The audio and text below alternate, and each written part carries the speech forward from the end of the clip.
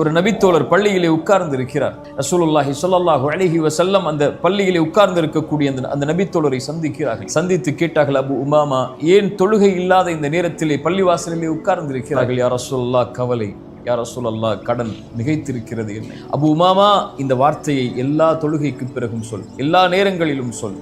அல்லாஹும்ம இன்னி அஊது பிக, யா அல்லாஹ், பாதுகாப்பை தேடுகிறேன், மினல் ஹம்மி வல் ஹஸன், துக்கத்திலிருந்தும் கவலைகளிலிருந்தும், வஅஊது பிக மினல் அஜ்ஸி வல் கஸல், யா அல்லாஹ், சோம்பேறித்தனத்திலிருந்தும் ஏழாமையிலிருந்தும் என்னை பாதுகாத்துக்கொள். வஅஊது பிக மினல் ஜுப்னி வல் புഖல், யா அல்லாஹ், கஞ்சத்தனத்திலிருந்தும், யா அல்லாஹ், கோழைத்தனத்திலிருந்தும், வஅஊது பிக மின் கலபத்தித் தைனி வ கஹ்ரிர் ரிஜால், யா அல்லாஹ், கடனிலிருந்தும் அதன் காரணமாக மக்கள் என்னை மிகைப்பதிலிருந்தும் என்னை பாதுகாத்துக்கொள் என்று அல்லாஹ்விடத்திலே கேள் அபு உமாமா, அல்லாஹ் நீக்குவான். அபு உமா சொன்னார்கள், நான் கேட்டேன், அல்லாஹ் என்னை நீக்கினான். கேட்டீர்களா?